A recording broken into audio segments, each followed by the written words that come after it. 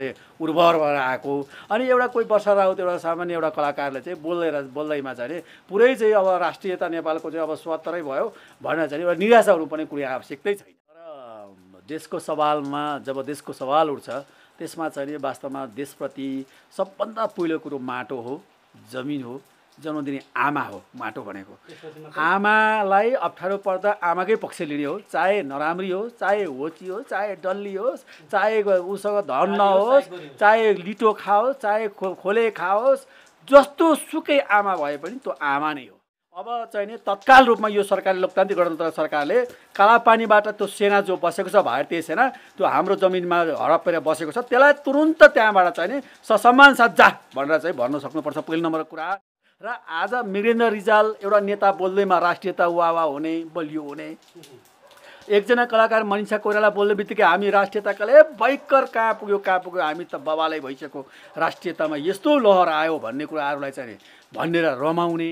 ल सक्यो फलाना वर्षा राउत भन्ने नायिकाले चाहिँ राष्ट्रियताको विषयमा अलिक कमजोर बोलिन् अथवा के उसको बोली चिप्ल्यो होला, अब त्यहाँ चाहिँ अब खत्तम भयो हाम्रो राष्ट्रियता सक्यो उसले बोल्यो अब डामाडोल भयो भन्ने सोच गलत हो। यसरी सोचिनु हुन्न कसैले पनि।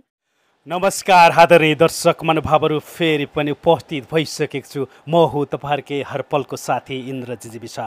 अहिले पछिल्लो समयमा देश मात्रै नभएर विश्व नै यो कोरोना भाइरसबाट आतंकित भइरहेको अवस्थामा नेपाललाई भने अर्को पीडा थपिएको छ। पछिल्लो समयमा लिपु लेखमा भारतले नेपाली जमिनलाई मिचेर नेपाली जमिनलाई हडपेर मान सरोवर जाने सडक उद्घाटन गरिसके पछाडि यो विषयले फेरि पनि चर्चा पाएको छ।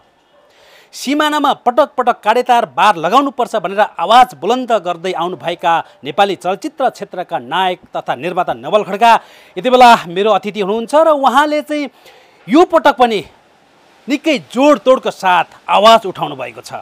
यही विषयमा हामी थोरै जानकारी लिन चाहन्छौँ। यति बेला चाहिँ मेरो अतिथि नायक तथा निर्माता नवल खड्कालाई कार्यक्रममा स्वागत गर्न चाहन्छु। नवल सर, यहाँलाई स्वागत छ। धन्यवाद।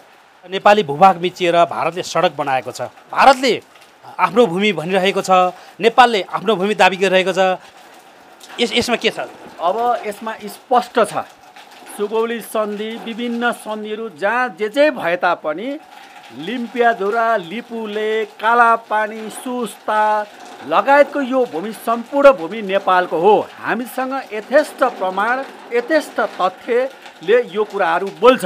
त्यसो भएको कारणले गर्दा भारतले हाम्रो जमिन हडपेको हो, उसले दादागिरी गरेको, उसले हामीलाई हेपेको र यो हामी स्वाभिमानी नेपालीमाथि उसले चाहिँ एक प्रकारको अहिले पछिको अवस्थामा नक्सा लिपुलेक लिम्पियाधुरा कालापानीको नक्सा आफ्नोमा पहिला पारेर त्यसपछि उसले जो चाहिँ बाटै निर्माण गरेर चाहिँ अहिले उनीहरूले चाहिँ त्यो उद्घाटनसम्म गइसकेको अवस्थामा यो भनेको चाहिँ नेपालको राष्ट्रियता, नेपालको अखण्डता, नेपालीहरूको स्वाभिमान र एउटा चाहिँ सानो मुलुकमाथिको यो आक्रमण हो। भारतले आक्रमण गर्यो, उसले चाहिँ अब नेपालीमाथि उसले धावा बोल्यो र उसले अहिले एक प्रकारबाट युद्धको सङ्घर्ष गरेको छ।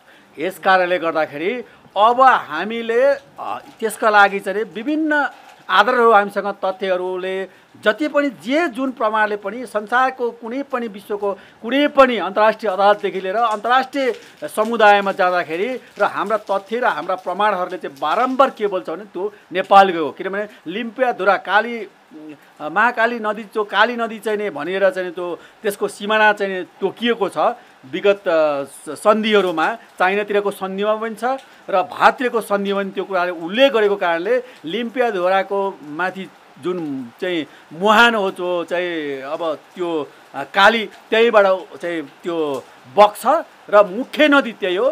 त्यो जल विज्ञानले पनि त्यही बताउँछ, अन्य सांस्कृतिक हिसाबले पनि त्यही बताउँछ र चाहिँ तपाईँको सुगौली सन्धि अथवा विभिन्न ट्रिटीहरू जति गरिएका छन् ती सम्पूर्णले चाहिँ नि त्यो लिम्पियाधुराकै काली जो हो त्यो काली नदी नै सिमाना हो र त्योको पानी र त्यहाँदेखि यता आएको जति पनि जमिन छ त्यो नेपालको हो, स्पष्ट हो। यसमा भारतले मिचेको हो, हेपेको हो। हाम्रा शासकहरूलाई चाहिँ जे गर्दा पनि हुन्छ, नेपाली जनतालाई जे बोल्दा पनि हुन्छ भनेर चाहिँ एउटा सानो मुलुकमाथिको उसले बोलेको धावा हो, गरेको अतिक्रमण हो। यसको म घोर भर्त्सना गर्छु, घोर निन्दा गर्छु र त्यो जमिन ससम्मान क्षमा मागेर ससम्मान नेपाललाई दिनुपर्छ। अदरवाइज भारतले नेपाल अहिले त नेपालको एउटा उसमा मात्रै नाङ्गिँदैछ, यो विश्व समुदाय सामु पनि यो भारत भन्ने देश नाङ्गिने होला छ। त्यसैले समयमै मोदी सरकारले यो कुरालाई बुझ्नुपर्छ र विगतका सन्धि सम्झौतालाई हेरेर विगतको हाम्रो चाहिँ हिजो भारत स्वतन्त्र हुँदाखेरिको अवस्थामा अझ त्यो सन्धिहरू त कति सन्धिहरू त तपाईँको चाहिँ पहिला भारतसँग इस्ट इन्डिया कम्पनीसँग गरेको, त्यतिखेर त भारत भन्ने देशै थिएन र इस्ट इन्डियासँग कम्पनीसँग गरेको हामीले एग्रिमेन्ट हो। अझ भनौँ यो स्वतन्त्र देश हुँदाखेरि भारत त कसैको दास थियो होइन।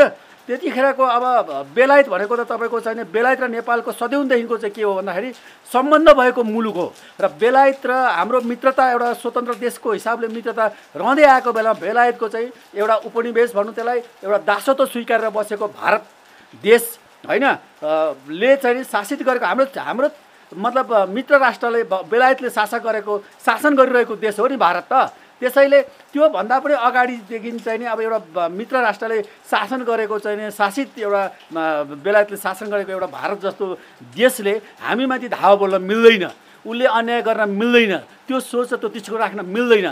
त्यसो भएको कारणले गर्दा यो बाइज्जत भन्छ अथवा यसलाई ससम्मानका साथ क्षमा गल्ती गरेर गल्ती चाहिँ स्वीकारेर यो फिर्ता दिनुको विकल्प छैन। योभन्दा अरू मैले कुरा जान्दैन।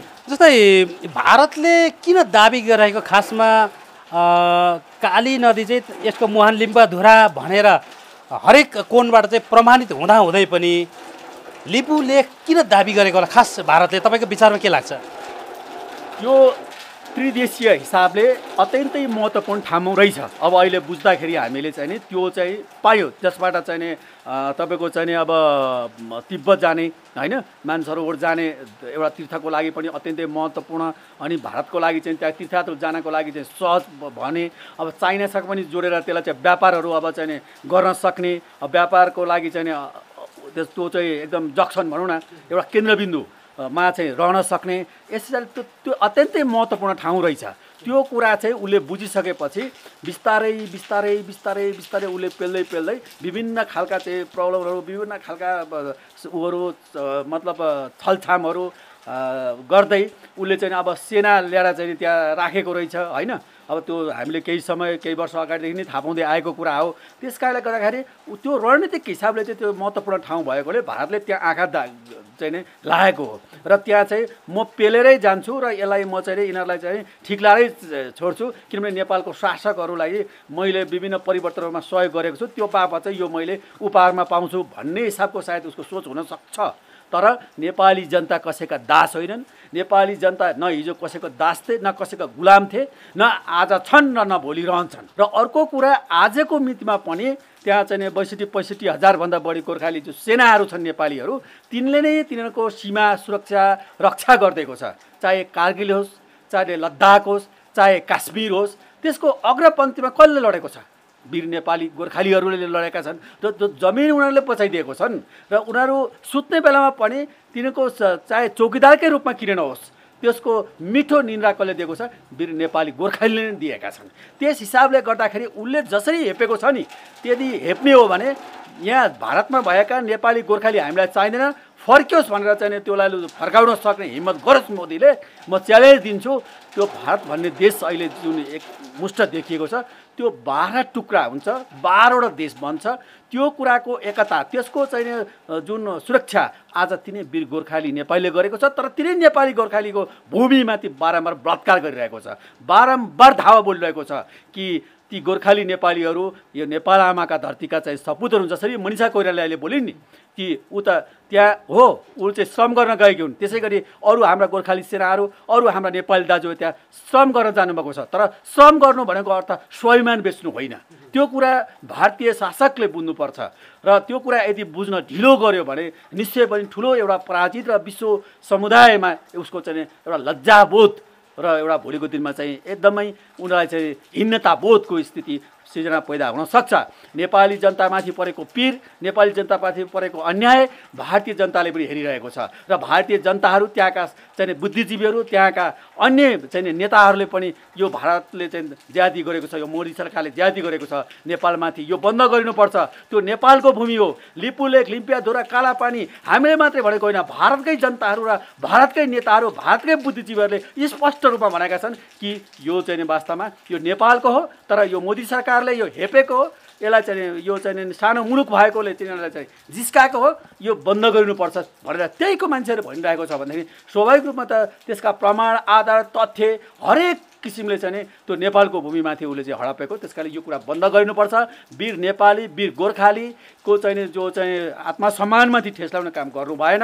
एउटा चाहिँ सानो भूगोल छ भन्दैमा, सानो चाहिँ जनसङ्ख्या छ भन्दैमै यसरी चाहिँ पेल्नु भनेको चाहिँ यो वास्तवमा यो गैर जिम्मेवारी हो र एउटा सानो मुलुकमाथिको आक्रमण हो। त्यसकारणले यो कुरालाई अन्तर्राष्ट्रिय गरिनुपर्छ र ताल पर्दाखेरि अब यसको सोल्युसनको लागि मैले चाहिँ विभिन्न कुराहरू त भन्दै आएको छु। नेपाल सरकारले पनि केही कामहरू गर्नुपर्छ भन्ने मलाई लाग्छ। नम्बर 1, नेपालका 18 वर्षभन्दा माथि पुगेका सम्पूर्ण नेपालीहरूलाई अब सैनिक तालिम दिनुपर्छ। हरेक घरहरू चाहिँ तपाईँको अब ब्यारेक बन्नुपर्छ, हरेक घरै ब्यारेक बन्नुपर्छ र प्रत्येक घरका सदस्यहरू सैनिक हुनुपर्छ। अब त्यसो भयो भने हामीसँग 3 करोड नेपालीहरू सैनिकको रूपमा चाहिँ उत्पादन हुनेछन् र त्यसपछि देखाउनेछौँ हामी त्यसको चाहिँ ताकत कति हुन्छ भन्ने कुरा एउटा कुरा। दोस्रो कुरा चाहिँ नि अब यो जुन नेपालको सेना छ, एउटा जमिन मिचिरहेको छ, हाम्रो चाहिँ एउटा भूगोलमाथि, आमाको अस्मितामाथि चाहिँ कसैले बलात्कार गरिरहेको छ, बारम्बार बलात्कार गरिरहेको छ। 1 बार होइन, 2 बार होइन, हजारौँ बार हाम्रो चाहिँ गिद्दी नजलाएर आफ्नी जन्मदिनी आमामाथि बारम्बार बलात्कार गरिरहेको छ भने त्यस्तो बेलामा नेपालको सेना चुप्लाएर बस्नुहुन्न। त्यसका लागि चाहिँ अहिले नेपाल सरकार इमिडिएटली 2-4 हजार मान्छे चाहिँ तपाईँको चाहिँ लिपुलेक, लिम्पियाधुरा, कालापानीमा नेपालको सेना लगाएर त्यहाँ चाहिँ आफ्नो भूमि बचाउनको लागि स्टेप चाल्नुपर्छ। अब हुन त उसले अब अहिले नेपालले आफ्नो नक्सा जारी गरेर नेपालले आफ्नो चाहिँ त्यो भूमि हाम्रो भन्न चाहिँ जुन प्रकारका तथ्य र प्रमाणका आधारमा चाहिँ त्यो कुराहरू बोलिरहेको छ, त्यसमा एकदमै हार्दिकता साथ नेपाल सरकारलाई धन्यवाद दिन चाहन्छु, स्वागत गर्न चाहन्छौँ। र त्यो जमिन फिर्काउने कुरा पनि हामी कलाकारहरू अथवा नेपाली जनता, देशभक्त जनताहरूको तर्फबाट के कस्तो बलिदान र त्याग चाहिन्छ त्यो हामी दिन तयार छौँ। हिजोदेखि बारम्बार भनिरहेको कुरा अब आज नेपाल सरकारले सुनेर जुन कुरा चाहिँ आँट गरेको छ, हिम्मत गरेको छ, उसलाई नेपाल सरकार सल्युट पनि गर्न चाहन्छु। तर यो रोड त निकै धेरै वर्ष अगाडि नै खन्न सुरुवात गरिएको रहेछ। नेपाल सरकारले त्यति बेलै रोकेको भए सायद रोकिन्थ्यो कि? सायद अब त्यतिखेरको अवस्थामा नेपाल सरकारबाट कमी कमजोरी त अब भएको छैन भन्ने कुरै छैन होइन। बारम्बार कमी कमजोरी भएका छन्। अब विभिन्न खालका चाहिँ सत्ताको लागि पनि अब हामीले बारम्बार सुनेका छौँ दिल्लीकै महत्त्वपूर्ण हातहरू रहँदै आएका छन् र विदेशी चलखेल, विदेशी खुफियाहरूको चाहिँ प्रत्यक्ष संलग्नता हुँदै आएका कुराहरू, खबरहरू तपाईँ जस्ता मिडियाले बारम्बार भनिरहनु भएको छ। यस आधारलाई मान्दाखेरि विगतमा जति दरो तरिकाले नेपाल सरकारले आफ्नो खुट्टामा उभिनु पर्थ्यो अथवा जनताको बलमा बोल्नु पर्थ्यो, त्यो जनताको बललाई अन्दाज चाहिँ त्यो जनताको बलको तागतलाई चाहिँ नजरअन्दाज गर्दै उसले चाहिँ आफै कुर्सी जोगाउने प्रति अलि लालायित भएको हो कि जसको परिणाम आजसम्म हामी चाहिँ यो स्थितिसम्म आइपुग्नु पर्ने अवस्था रह्यो। अब चाहिँ नि तत्काल रूपमा यो सरकारले, लोकतान्त्रिक गणतन्त्र सरकारले कालापानीबाट त्यो सेना जो बसेको छ, भारतीय सेना, त्यो हाम्रो जमिनमा हडपेर बसेको छ, त्यसलाई तुरुन्त त्यहाँबाट चाहिँ नि ससम्मान साथ जा भनेर चाहिँ भन्न सक्नुपर्छ, पहिलो नम्बर कुरा। दोस्रो नम्बर कुरा, नेपालभित्र चाहिँ विभिन्न इन्डियन अब त्यो पेन्सनको नाममा चाहिँ 17-18 ठाउँमा फेरि पनि भारतीय सेनाहरू नेपालका विभिन्न ठाउँमा बसेका छन्। अहिले पनि त्यो भारतीय सेनाहरू विभिन्न चाहिँ यो चाहिँ पेन्सनका नाममा अथवा केका नाममा जो भारतका सेनाहरू नेपालभित्र अहिले पनि बसिरहेको अवस्था छ, यिनलाई पनि इमिडिएटली त्यो पेन्सनको चाहिँ त्यो उहरू चाहिँ निकालेर त्यो के भन्छ अफिसहरू निकालेर ती सेनालाई नेपालबाट हटाउने कदम चाहिँ इमिडिएटली यो सरकारले गर्नुपर्छ भन्ने मलाई लाग्छ र यो गरोस् भनेर म चाहिँ भन्न चाहन्छु। जस्तै यही विषयमा लिएर अहिले आम जनतादेखि कलाकार, पत्रकार, नेता सबैले बोलिरहेका छन्। अघि नै यहाँ प्रसङ्ग उठिहाल्यो, मनिषा कोइरालाले पनि एउटा ट्विट गर्नुभएको थियो, बोल्नुभएको थियो। यो ट्विटलाई लिएर निकै ठुलो एउटा माहौल पनि सिर्जना भएको थियो, जो भारतीय मिडियाहरूले चाहिँ, भारतीय सञ्चार माध्यमहरूले चाहिँ ठुलो यसलाई चाहिँ इस्यु बनाएको थियो। भारतको खान्छ, चाइनाको गीत गाउँछ भन्ने जस्तो एउटा अति तुच्छ शब्द प्रयोग गरिएको थियो होइन। यसमा सम्मान त छँदैछ, तपाईँको सम्मान होला नै मनिषा कोइरालाप्रति। अझै उहाँलाई आत्मविश्वासको लागि, उहाँको प्रोत्साहनको लागि के भन्नुहुन्छ मनिषा कोइरालाज्यूलाई चाहिँ? सबभन्दा पहिला गर्दा उहाँले जसरी आफ्नो अभिव्यक्ति दिनुभयो त्यसमा अत्यन्तै एउटा नेपालको कलाकारको हैसियतले र एउटा आम नेपाली देशभक्त नारीको हैसियतले उहाँमाथि चाहिँ म नमन गर्न चाहन्छु र हार्दिक धन्यवाद दिन चाहन्छु। सँगै अर्को कुरा म के भन्न चाहन्छु भने वास्तवमा विश्वभरि रहेका नेपालीहरू हामी जहाँ छौँ जे छौँ देशका लागि, माटोको लागि, होइन। अब सबभन्दा ठुलो कुरो चाहिँ माटो हो, माटोसँगै त्यहाँका मान्छेहरू हुन्, होइन। त्यस कारणले चाहिँ जो जहाँ रहे तापनि हामी श्रम बेच्न गएका हौँ, स्वाभिमान बेच्न गएका काहीँ पनि होइनौँ। त्यसरी आफ्नो स्वाभिमानको कुरा उठ्छ, जहाँ राष्ट्रियताको कुरा उठ्छ त्यहाँ नेपालीहरू यसै गरी जाग्नुपर्छ। र अर्को कुरा म के भन्न चाहन्छु भने यो अघि पनि सुरुमा मैले भने यो राष्ट्रियता भन्ने कुरा मौसमी अथवा चाहिँ खेती जस्तो, होइन, कर्मकाण्डी जस्तो केही भयो जुरुक्क उठ्ने अनि चुप्लाएर बस्ने अथवा चाहिँ तपाईँको चाहिँ मैले राष्ट्रियताको विषय मैले उठाइरहेको थिएँ, आज चाहिँ राष्ट्रियताको कुरा अझ उठ्यो भने आत्मरतिमा रमाउने क्या, यो पटक्कै गर्नुहुन्न हामीले। यसले गर्दा राष्ट्रलाई, देशलाई, हामी देशभक्तहरू नागरिकलाई नै यसले घाटा पुर्याउँछ। र आज मृगेन्द्र रिजाल एउटा नेता बोल्दैमा राष्ट्रियता वावा हुने, बलियो हुने, एकजना कलाकार मनिषा कोइराला बोल्ने बित्तिकै हामी राष्ट्रियताका लागि भयङ्कर कहाँ पुग्यो हामी त बबालै भइसक्यो, राष्ट्रियतामा यस्तो लहर आयो भन्ने कुराहरूलाई चाहिँ भनेर रमाउने। अनि आज खै अस्ति हिजो कतातिर देखेँ सुने मैले चाहिँ के एकजना वर्षा राउतले चाहिँ होइन यो के जाति राष्ट्रियताको विषयमा अलिकति कस्तो के बोलिन अरे, ल सक्यो फलाना वर्षा राउत भन्ने नायिकाले चाहिँ राष्ट्रियताको विषयमा अलिक कमजोर बोलिन् अथवा के उसको बोली चिप्ल्यो होला। अब त्यहाँ चाहिँ अब खत्तम भयो हाम्रो राष्ट्रियता सक्यो, उसले बोल्यो अब डामाडोल भयो भन्ने सोच गलत हो। यसरी सोचिनु हुन्न कसैले पनि। राष्ट्रियताको विषयमा कम्प्रोमाइज हुन्न। राष्ट्रियताको सवालमा चाहिँ तपाईँको चाहिँ मान्छे, होइन, हिजोको इतिहास हेरौँ न, हाम्रा वीर पुर्खाहरूले कसरी लडेर यो भूमि जोगाए, होइन। यताका विभिन्न खालका जात जनजातिहरूले यो माटो चाहिँ रगतसँग लतपतिएर यो माटोको भूमिको रक्षा गरेका छन्। त्यस हिसाबले गर्दाखेरि चाहिँ नै माटोको सवालमा कसैले चाहिँ दुई शब्द बोल्यो, त्यसको पक्षमा बोल्यो, त्यसलाई सम्मान छ, सलौट छ। कसैले बोलेन, कसैले त्यसको विरोध गर्यो, ला खत्तमै भयो भनेर हातखुट्टै चाहिँ छोड्नुपर्छ जस्तो मलाई लाग्दैन। यो कसैले व्यक्तिगत एउटा भन्छ नि मान्छेले सृष्टिमा, होइन, दृष्टिमा चाहिँ गलत छ भने कसैको दृष्टि गलत हुनसक्छ, सच्चिन सक्छन्, होइन। त्यसो भएको कारणले गर्दाखेरि राष्ट्रियताको सवालमा हामी एउटै आवाज हुनुपर्छ। प्रतिपक्ष, पक्ष, जनता अथवा देशभक्त नागरिक अथवा विभिन्न चाहिँ अभियन्ताहरूको भर्सन राष्ट्रियताको सवाल जब उठ्छ तपाईँको त्यहाँ चाहिँ एक स्वरले भन्नुपर्छ यो भूमिका लागि म जस्तोसुकै कुर्बानी गर्न सक्छु, जस्तो पनि बलिदानी गर्न सक्छु, जस्तो पनि त्याग गर्न सक्छु। जसरी नवलखडका हिजो 10 गते फिल्म बनाउँदै गर्दा सीमानामा कायता पार लाउनुपर्छ भनेर चाहिँ 10 वर्षौँदेखि चाहिँ एककोरो रूपमा जसरी बोल्दै आएको थियो, न हिजो नवलखडका त्यस्तो राष्ट्रियताको विषयमा कम्प्रोमाइज गर्यो, न आज गर्छ, न जीवनको मेरो अब पूर्वाधारमा अगाडि मतलब उत्तराधारमा गर्छ। एउटा दृष्टिकोण बनाइसकेपछि यो देशको लागि म मर्नलाई कोही यो यो यो माटोमा चाहिँ गीत दिन जलाउँछ भने त्यसलाई मार्न पनि म तयार छु भन्ने हिसाबले निस्किने हो। र त्यो भाव सबै नेपालीहरूमा हुनुपर्छ। त्यसको लागि चाहिँ टाउकोमा कफन बाँधेर आफ्नो भूमि रक्षाको लागि 24 घण्टा हामी जागा भएर अगाडि बढ्नुपर्छ। 24 घण्टा हामी सचेत र जागा भइरहनुपर्छ। भारतीय दूतावासमा घेराउ गर्नदेखि लिएर ज्ञापन पत्र बुझाउनदेखि अनेक गरिरहनु भएको छ। सायद हुनसक्छ यो लकडाउनले गर्दा अहिले पनि रोकेको होला, सायद जानुहुन्थ्यो होला कि के हुन्थ्यो खास चाहिँ? होइन, विरोध एउटा जनताको एउटा देशभक्त एउटा चाहिँ नागरिकको हैसियतले यो देशमा जन्मिएको एउटा जिम्मेवार नागरिकको हिसाबले, एउटा कलाकारका हिसाबले, त्यसपछि अहिले देशभक्ति, राष्ट्रभक्ति, यथार्थपरक चलचित्र निर्माण र त्यस्ता खालका चलचित्रमा अभिनय गर्दै आएका कारणले अहिलेको पछाडिको अवस्थामा यो निश्चय पनि म जान्थेँ। र विभिन्न ठाउँमा चाहिँ हाम्रा अब यो फेरि जुलुस भनेको चाहिँ के भन्दाखेरि चाहिँ मैले भने मौसमी हुलुका आउने होइन कि यो अहिलेको चाहिँ आवश्यकता के भने नेपाल सरकारलाई बल दिने हो। सकारात्मक ढङ्गबाट खुट्टा नकमाइकन, नहडाइकन, तथ्य प्रमाणका आधारमा यो नेपालले चाहिँ द्विपक्षीय भारत र नेपाल बिचको चाहिँ बसेर समस्या समाधान गरोस्। यदि हुँदैन, भारतले वार्तामा बाँच्न चाहँदैन, समस्या समाधान भएन, त्रिपक्षीय चीन पनि क्रिमिनल लिम्पियाधुराको कुरामा चीन पनि गाँसिएको छ। केही वर्ष अगाडि चाहिँ त्यो व्यापारिक सम्बन्ध अथवा ट्रिटी भनौँ न सम्झौता चीन र भारतले पनि गरेको कुरा हामीले त्यतिखेर सुनेका थियौँ र विरोध पनि गरेका थियौँ र त्यो त्रिपक्षीय हिसाबले बस्नुपर्छ। चीन नेपाल भारत बसेर चाहिँ त्यसको समस्याको समाधान गरिनुपर्छ। यदि त्रिपक्षीय ढङ्गबाट पनि समस्या समाधान भएन अन्तर्राष्ट्रिय अदालतमा गएर यो हाम्रो गुमेको भूमि हाम्रो भारतले हडपेको भूमिलाई चाहिँ तथ्य र प्रमाणको आधारमा हामीले प्राप्त गर्नुपर्छ।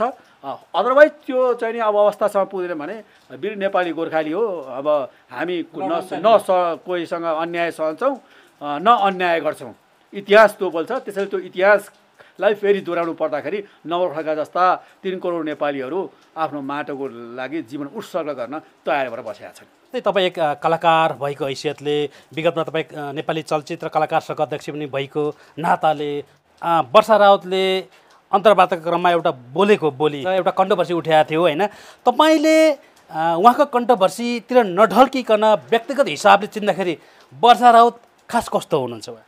होइन, मैले उहाँसँग खास मेरो त्यस्तो नजिकको चिन्जान छैन। एउटा कलाकारका हिसाबले, अब एउटा सेलिब्रिटीको हिसाबले चाहिँ म उहाँलाई अब बुझ्ने हो, चिन्ने हो। व्यक्तित्व मेरो मलाई उहाँबारे केही पनि जानकारी छैन, नम्बर 1 कुरा। दोस्रो नम्बर कुरा मैले अघि पनि भने, अब कोही चाहिँ डाक्टर मेजर रिजालले चाहिँ राष्ट्रियताका सवालमा हामी एक छौँ, यो नक्सा चाहिँ सार्वजनिक गरौँ, ठिक गरौँ, हाम्रो जमिन चाहिँ मिच्नु हुँदैन भनेर भन्दाखेरि भयङ्कर राष्ट्रवादी त्यो के अरे उजागर भएर आएको अथवा चाहिँ उर्वर भएर आएको। अनि एउटा कोही वर्षा राउत एउटा सामान्य एउटा कलाकारले चाहिँ बोल्दैमा चाहिँ पुरै चाहिँ अब राष्ट्रियता नेपालको चाहिँ अब स्वतन्त्रै भयो भनेर चाहिँ एउटा निराशा हुनुपर्ने कुनै आवश्यकतै छैन। भने यो भनेको के हो भन्दा जन्ममा सृष्टिमा दोष छैन, दृष्टिमा चाहिँ एउटा सोचमा मान्छेको चाहिँ फरक हुनसक्छ होइन, गलत हुनसक्छ। त्यस कारणले गर्दाखेरि कहिलेकाहीँ अब भन्न खोजेको एउटा कुरा हुनसक्छ, अब त्यो बोल्ने क्रममा चाहिँ अभिव्यक्ति गर्ने क्रममा चाहिँ त्यो शब्द चयन हुन नसक्दाखेरि कहिलेकाहीँ चाहिँ मिस हुनसक्छ। तर देशको सवालमा जब देशको सवाल उठ्छ त्यसमा चाहिँ वास्तवमा देशप्रति सबभन्दा पहिलो कुरो माटो हो, जमिन हो, जन्म दिने आमा हो। माटो भनेको आमालाई अप्ठ्यारो पर्दा आमाकै पक्ष लिने हो, चाहे नराम्री होस्, चाहे होची होस्, चाहे डल्ली होस्, चाहे उसँग धन नहोस्, चाहे लिटो खाओस्, चाहे खोले खाओस्, जस्तो सुकै आमा भए पनि त्यो आमा नै हो, त्यो आमा नै हो। आमाभन्दा ठुलो अरू केही पनि छैन। मतलब जन्मभूमिभन्दा ठुलो कुरो अरू केही हुन सक्दैन। पहिलो कुरो आमा, जन्मभूमि, त्यसपछि भनेको चाहिँ जन्मसँगैका चाहिँ जहाँ मान्छे हुन्छ होइन, ती आफ्ना मान्छेहरू, त्यो जमिनमा बसेका आफ्ना मान्छेहरू हुन्। त्यसपछि भनेको सेकेन्डरी कुरा हो, चाहे त्यो भारत हो, चाहे चीन हो, चाहे अमेरिका हो, जोसुकै होस्। त्यस कारणले गर्दाखेरि राष्ट्रियताको सवालमा बोल्नु पर्दाखेरि चाहिँ धेरै विचार गरेर बोल्नुपर्छ। अब जे भयो भयो, आइन्दा हाम्रा कलाकार साथीहरूले होइन, यो क्षेत्रका सेलिब्रिटीहरूले बोल्ने क्रममा चाहिँ यो कुरालाई मध्यनजर गरेर ध्यानमा राखेर बोल्नुहुन्छ, यही नै मैले आशा अपेक्षा गरेको छु। आज यसरी अन्तर्वार्ता गरिरहँदाखेरि बाहिर मौसम पनि अलिकति रोइरहेको छ, सायद देश रोएकोले होला होइन। एकातिर कोरोना भाइरसको कारण देश रोइरहेको छ। आजै पनि एकजना मजदुर चाहिँ खान नपाइकन उहाँ स्वर्गवास भएको आएको छ कीर्तिपुरमा चाहिँ, जो एकजना भारी बोक्न नपाएर सडकमै उहाँको प्राण गएको छ, जो उहाँ मर्दा पनि आफ्नो हातमा नाम्लो समातेर उहाँ मर्नु भएको छ। यसरी रोइरहेको अवस्थामा सायद मौसम पनि रोएको होला, आकाशमा गडगुड गर्दैछ, पानी झरी बसिरहेको छ। यस्तै अवस्थामा तपाईँ हामी पनि कुरा गरिरहेका छौँ। अब हामी कार्यक्रमको करिब करिब अन्तिममा आइसकेका छौँ। तर अलिकति मैले छुट्याउनै नहुने विषय जो चाहिँ अहिले सिमाना मिचिएको विषयलाई उचालेर अथवा नक्सा सार्वजनिक गरेर कतै कहीँबाट एमसिसी पो छिर्ने हो कि भनेर एउटा आशंका पनि भइरहेको छ। यसमा तपाईँ के भन्नुहुन्छ?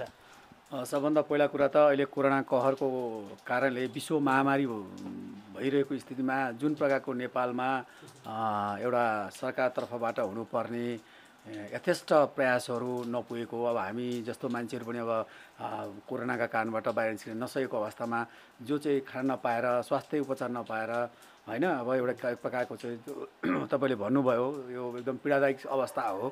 उहाँको आत्माले शान्ति पाओस्, उहाँलाई हार्दिक श्रद्धाञ्जली अर्पण गर्न चाहन्छु, पहिलो नम्बर कुरा त। दोस्रो नम्बर कुरा भनेको चाहिँ अब जसरी चाहिँ नि अहिले तपाईँले भनिरहनु भएको छ कि यो आशंका वास्तवमा अब अहिले यो नेपालको नक्सालाई प्रकाशनमा ल्याएर सरकारले वाह कमाएर यो वाह भनिरहेको अवस्थामा नेपाली जनता बाहिर निस्किन नपाउने अनि यही मौका छोपेर एमसिसी पास गर्ने यो सरकारको चाहिँ कुटिल चाल हो भनेर धेरैको बुझाइ र धेरैको आशंका छ यो। र मेरो पनि आशंका के हो भन्दाखेरि कतै त्यस्तो नहोइदियोस् कि नेपालको एउटा राष्ट्रियताको कुरा उठिरहेको बेला एउटा जनसागर एउटा चाहिँ नेपाल सरकारको तर्फमा चाहिँ स्याबासी दिइरहेको अवस्थामा सरकारले एक आदेश दिन्छ हामी 3 करोड नेपाली आफ्नो भूमि फिर्ता गर्नको लागि युद्ध गर्छ भने युद्धको लागि तयार छौँ, हामी परास्त गर्न तयार छौँ भन्न हामी जस्ता मान्छेहरू तयार भइरहेको अवस्थामा फेरि अब चाहिँ एउटा देशको सेनालाई निकाल्न, एउटा देशको चाहिँ हेपा प्रवृत्तिलाई निकाल्न अथवा थिचो मिचोलाई हामीले चाहिँ परास्त गर्नलाई आज यत्रो चाहिँ हामी लडाइँ लडिरहेका छौँ भने भोलि एमसिसीका नाममा अब के अरे विदेशी सैनिक फेरि चाहिँ अमेरिकन सैनिकहरूले चाहिँ नेपालमा परेड खेल्ने अनि हामीमाथि ज्यादती गर्ने अनि त्यो एमसिसीका नाममा चाहिँ नेपालको कानुनले त्यसलाई नछुने होइन जस्ता जुन असमान कुराहरू त्यहाँ उठाएका छन्। पहिलो हुन त यो सरकारले त्यो एग्रिमेन्ट गरेको होइन, देउबा सरकारको पालामा चाहिँ नेपाली काङ्ग्रेसको पालामा त्यो एग्रिमेन्ट गरिएको रहेछ अहिले बुझ्दाखेरि र त्यतिखेर एग्रिमेन्ट गर्दाखेरि त्यो सेनाहरू चाहिँ त्यो पछि थपिएको रहेछ क्या त्यसको लागि त्यो सुरक्षाका लागि विदेशी सेना आउने होइन यो त्यसपछि चाहिँ अब त्यहाँको नेपालको कानुनले नछुने होइन यो विभिन्न खालका चाहिँ त्यहाँका यो शर्तहरू चाहिँ अहिले नयाँ हुन्थे, त्यो पुरानो एग्रिमेन्टमा छैन, देउबा सरकारको पालाको एग्रिमेन्टमा छैन, त्यो एग्रिमेन्ट अहिले थपिएको हो। त्यस कारणले गर्दा त्यो पुरानो कुरालाई हेरेर चाहिँ होइन यो थिएन भनेर चाहिँ मान्छेले तर्क गरिरहेका छन्, तर त्यो गलत छ। त्यस कारणले गर्दा त्यो एमसिसी शिक्षा अनुदान आउने कुरा हो, हामीलाई खुसीको कुरा हो, हामी जस्तो मुलुकलाई चाहिँ त्यो चाहिएको छ। तर त्यो चाहिएको छ भन्दैमा तपाईँको चाहिँ आत्मस्वाभिमान देश बेचेर अनि कसैको गुलाम हुनको निम्ति त हामीले त्यो स्वीकार्ने कुरा त भएन नि त। त्यस कारणले स्पष्ट रूपमा के लेखिनु पर्यो भने त्यो बुदाहरूमा त्यहाँ चाहिँ हाम्रो नेपालको कानुन नेपालको संविधान मुताबिक त्यो अनुदान चाहिँ खर्च गर्ने, त्यहाँको रेखदेख गर्ने सम्पूर्ण कुरा नेपालको संविधान अन्तर्गत हुने भनेर स्पष्ट रूपमा उल्लेख गर्नु पर्यो। सँगै विदेशी सेना यहाँ आउँदैन, यहाँ परेड खेल्दैन, सुरक्षाका निम्ति नेपाली सेना नेपालीको सुरक्षा निकाल्न दिन्छ र विदेशी यो बहानामा विदेशी सेनाहरू यहाँ आउँदैन, अन्तर्राष्ट्रिय सेना आउँदैन भन्ने कुरा स्पष्ट खुलाउनुपर्छ र त्यो दिएको अनुदानलाई स्वीकार्नुपर्छ। होइन भने आज चाहिँ नि एउटा चाहिँ भेगमा कालापानीबाट आएको चाहिँ एउटा भनौँ न भारतीय सेनालाई आफ्नो भूमिबाट आज निकाल्न सकेको छैन, यत्रो हामीलाई चाहिँ कष्ट भइरहेको छ, दुःख भइरहेछ, पीडा भइरहेछ अनि भोलि सहजै रूपमा त्यो बाहनामा चाहिँ यहाँ विदेशी सेनाहरू आएर चाहिँ परेड खेल्न थाले, हाम्रो छातीमा चाहिँ बुट बजार्न थाल्यो भने त्यसको जिम्मेवारी को हुन्छ?